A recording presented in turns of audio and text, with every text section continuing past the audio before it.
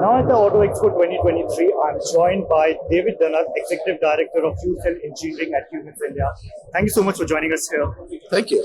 So please tell us about what have you showcased here, what's your plans over here? So what we have here is what we call a fuel cell engine, which consists of a fuel cell power module that can produce electricity by consuming hydrogen and oxygen through a chemical reaction.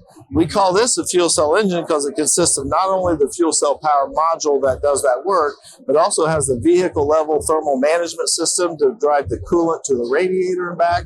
It also has the DC to DC converters to provide the power electronics for the vehicle. So it's a self-contained engine that can be partnered with batteries as well as electric drive trains that just consumes hydrogen and absolutely no emissions.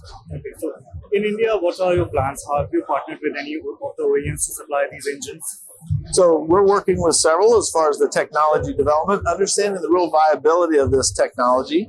There's challenges at this point in time at the technology maturity level around cost. So we're working really diligently around driving the efficiency improvements, smaller size, less precious metal in the system to really make it more of an attractive option from a total cost of ownership perspective. But we are working with several OEMs and exploring through demonstration type projects globally as well as talking with people in India.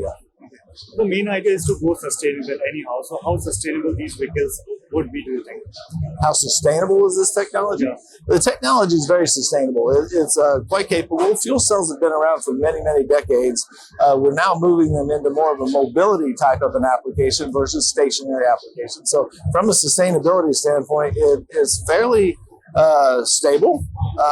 There's low maintenance. So it's quite a nice option in that space. Okay. Also talking about the electric mobility, there are ideas like with the lithium-ion batteries. Those are not like 100% sustainable. So you're saying like these are the 100% sustainable idea for the future as the government aims to go sustainable. So sustainability is really going to be dependent on availability of fuel. And so as the fueling infrastructure develops, and really what we want to drive is green hydrogen.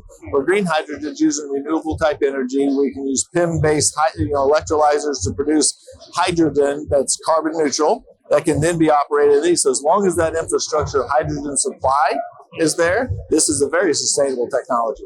Okay, so right now, what's your plan in India? How are you available and what are you manufacturing in India? This is completely manufactured in India? No, this is not manufactured in India. Those plans are being worked out through the Cummins Group of India at this point in time. Okay, so in line with the Atmanirbhar Bharat, the government's policy, so do you plan to make in India these complete parts? I think those decisions, I'm not part of the manufacturing, but those decisions are being discussed at the business level.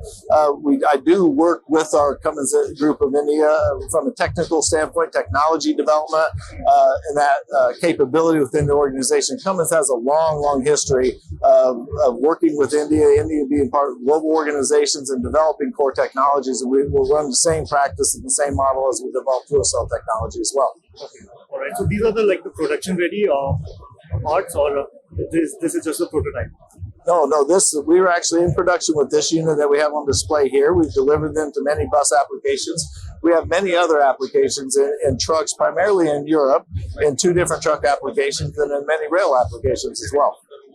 We also have quite a few demonstration projects, but no, we are in production with fuel cell technology.